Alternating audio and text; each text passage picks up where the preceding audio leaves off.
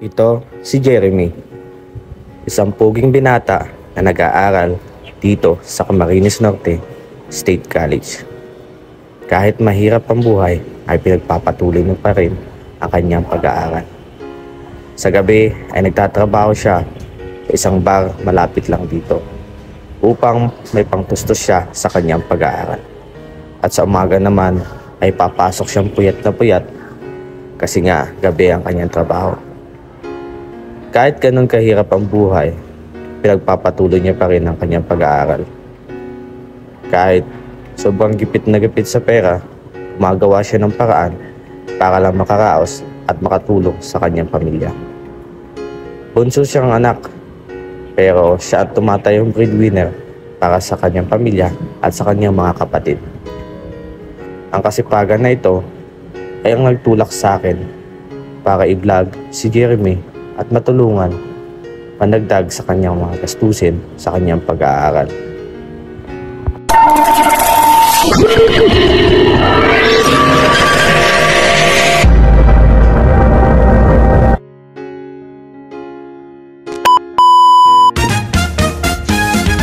ayun mga lingap, welcome back again sa ating YouTube channel na Just Nagere Vlogs.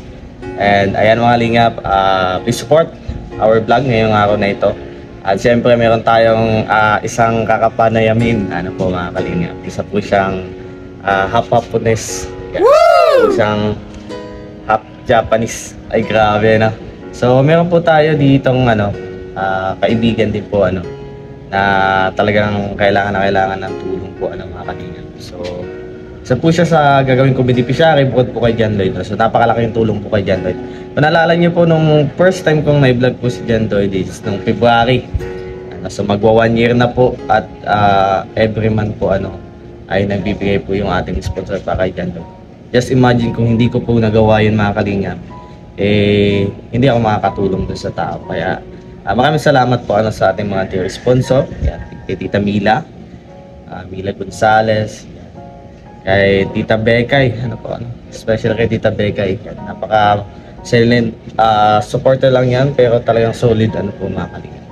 And ngayon, meron po kaibigan na talagang na-inspired po ako sa kwento. Parang kwento din niya ng buhay ko po mga kalingap. Siya po si Jeremy mga kalingap. And isa siyang half-Japanese mga kalingap. At siyempre, dahil sa hirap ng buhay po, paggabi po, nag-work siya sa bar po mga kalingap. So waitress po siya mga kalingap. So sa ganong hectic na schedule, talagang napakahirap po siyempre sa part niya.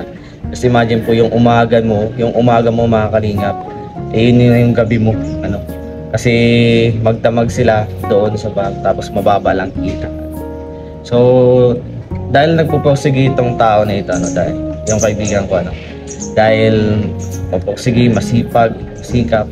So, linano ko na gawin siyang beneficiary mga kalingap. Baka, syempre makatulong sa kanyang mga pangangailangan. And, ayan mga kalingap, please support my vlog ngayong araw na ito. And syempre, kakamustahin natin ang ating bagong beneficiary po. Mga kalingap.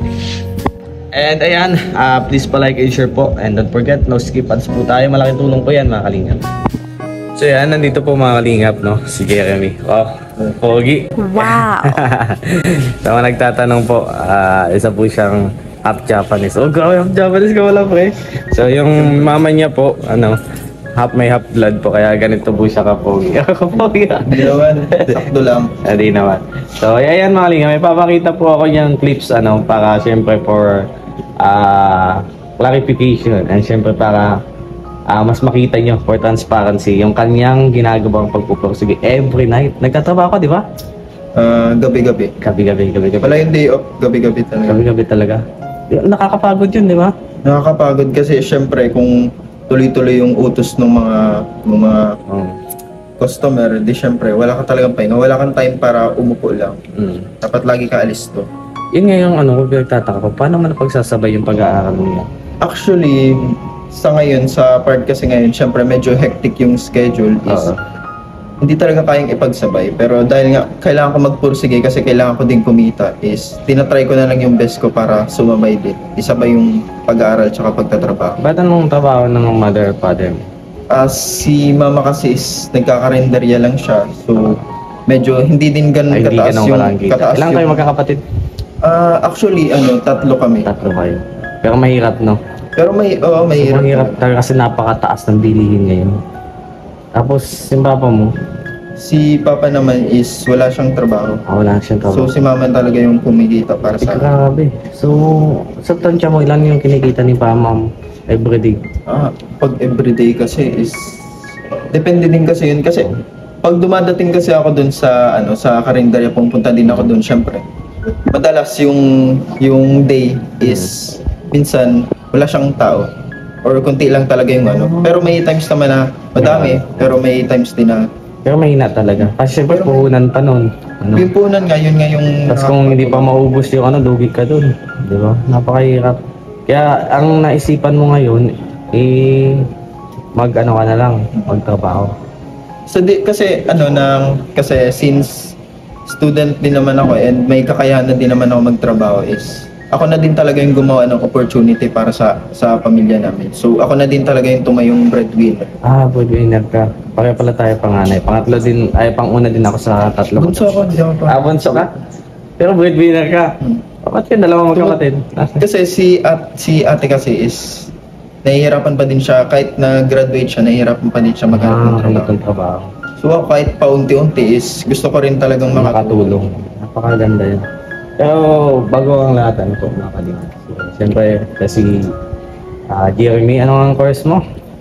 Business Economics po. Ako siyang malapit kong kaibigan na kalingap na talagang umanga po ako sa kanyang pinapakitang pagpupursige sa buhay. Kasi siyempre, bagoyin mo yun, yung mga iba dyan, aasa lang, di ba? Aasa lang, maghintay lang sa bigay ng magulang, kahit nahihirapan yung mga magulang. Kumbaga, nagpapakasaya lang, maglalakwat siya, magiinom. Pero ito si Jerry, mga kalingap, papasok to, minsan nalilate siya kasi, di ba? Tulad kanina. Kanina, nalilate siya kasi, imagine wala kang tulog, tapos pipikit ka lang, tapos pagmulat mo, umaga na agad, tapos gaya ka na, tapos diretso ka sa school. Nakakapagod yun, sobrang nakakapagod. Talagang yung sakripisyo niya pagdating sa, dahil sa kagustuhan, anong pangarap pa talaga? Actually, pangarap ko talaga kasing maging sumampa sa barko, maging marine. Kaso dahil nga medyo mahal yung doon. Kaya dito ka napunta sa ganitong course. Pero kung gusto mo ipagpatuloy. Kung gusto ko ipagpapatuloy ko. Kasi opportunity din yung para sa pamilya ko. Kasi gusto ko din silang iaahon sa hirap. Kasi napakahirap talaga ng buhay. Talagang, alam mo yun, yung bibili ka lang ng tubig, 20 pesos na. Di ba? Ang mahal na kayo. Ang mahal na, kaya magbabaon ka na lang kahit yung sa buti-buti lang ng coke, kumakalingan. Kaya, ayun, dahil sa kahirapan at siyempre sa akulangan, ito po yung naging napag-isipan po ni Jeremy na magtrabaho para sa kanyang pamilya. Ano po, makakalingan. Kaya, di ba, nakakatuwa yung gano'n na So, mapakita natin dyan, yung pag-waiter ko ito ni Jeremy. So, ano oras ang pasok mo niyan? Actually, kasi, since, di ba, mga paglilinis-linis ka pa. Kasi yung buong kasi doon, yung buong studio doon, yung labas, is napakalaki, malawak din. So, syempre, kailangan mo maging maaga kasi kung hindi ka magiging maaga, aabutan ka ng mga customer. So, siguro mga 3 pa lang. Hindi na naglilinis. Waiter. Saan ka pala sa trabaho? Magkano sahod mo doon? Same pa din nung sa waiter. Mga 300. 300? Yun. Baba. A night. A night pala. Baba siya.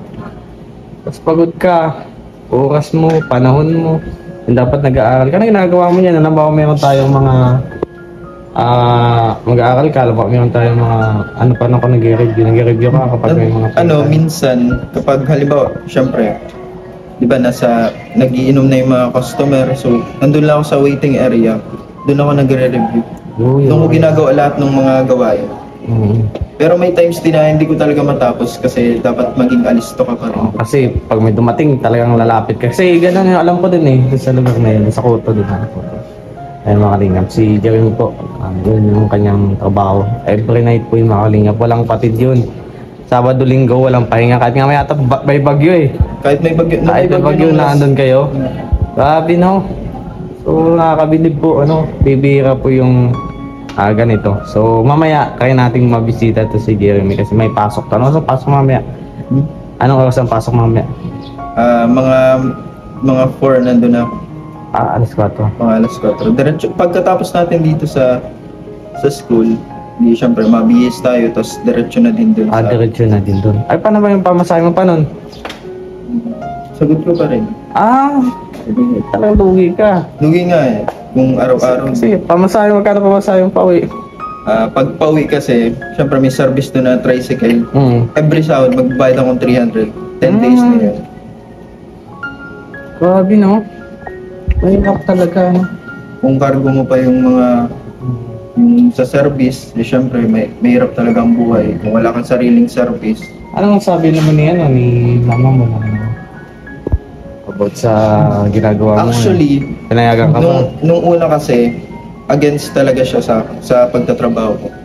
Pero dahil pinilit ko siya kasi gusto ko din makatulong kasi nakikita ko din kasi yung hirap ng buhay namin. So gusto ko din talagang makatulong. And sinabi niya sa akin na kung gusto mo magtrabaho ka lang. Pero kung gusto mo mag-aral ka lang. Pero dahil nga gusto ko din makatapos, tapos at the same time gusto kong kumita, pinagsasabay ko yung dalawa kahit mahirap. Grabe, no? So, pareho naman tayo. Ako nagtatrabaho din, ako nag-aaral. Pero, medyo sarte lang ako sa kalagayan ko kasi hindi nakakapag-relax pa ako kahit pa paano. Pero yung ganito kay Jeremy, hawak mo yung oras, napaka-importante kung makalingat ng oras niya. Especially, gabi-gabi, no? Dapat maaga ka papasok para hindi ka maabutan ng customer. Tapos pagod ka pa, uuwi ka. Dadating ka, ipikit ka na lang talaga pagising mo. Umaga na. So, ano yan? Kaya naman. Kakayanin na lang. Di ba nakakalungkot mga lingap, no? Pero, sabi nga, pag may tiyaga, may dilaga. Oo, di ba? Saka mas maano mo yun, mapipil mo yung pag-aaral mo. Mas makaramdaman mo na, ganito pala. Kasi, sabi nga, kung bigla ka na lang nagtagumpay, tapos di ka dumaan sa hirap, parang ang useless, ano yun, parang worthless mo. Di ba? Parang di mo dama. Pero pag yun, naisip mo na, ay, nag-waiter ako noon. Ay, ganito yung ginawa ko noon para lang makagtapos. May binta ako ng ganito, ganyan.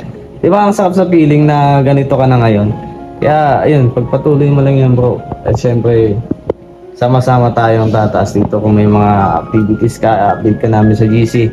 Kasi alam naman namin na nagtatrabaho ka, di ba? Pag ina-update namin yan sa GC para syempre, kahit nagtatrabaho sila, makasabay pa din. Kaya ang pinakamalaga dito, no? Kung hindi mo kaya, mag-akal ka lang. Tipid na lang. Kaya kung kaya mo naman na pagsabayin, sige lang.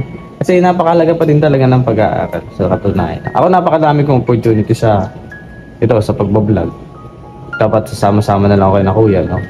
Everyday yun. May views, may lahat.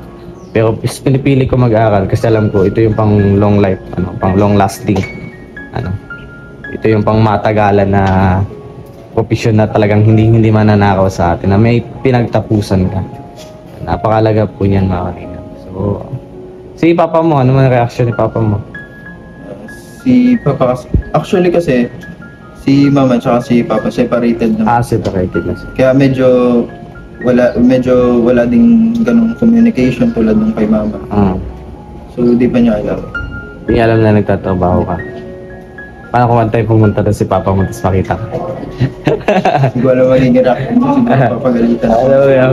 Ano magiging reaction? Siguro papagalitan ako nun. Pero masikap ka, bro. Kaya talagang may makakating ka sa buhay. Basta magsikap. Ako din naghahanap din ako ng ibang mga alternatives. May passive income ba? Yung may papasok sa income. Yung hindi lang amot sa pag-vlog. Kasi itong mundong pinasok ko, taas-baba to eh. Minsan mababa, minsan mataas. Kaya hindi ka pwedeng umasa dun. Dapat mayroon kang another resources na pinagkukunan. Yun yung pinag-iisipan ko ngayon kung ano yung ikakanda ko na kung negosyo man yun o ano. So ayun mga lingap, yan si Jeremy po. Di ba nakakatuwa. no?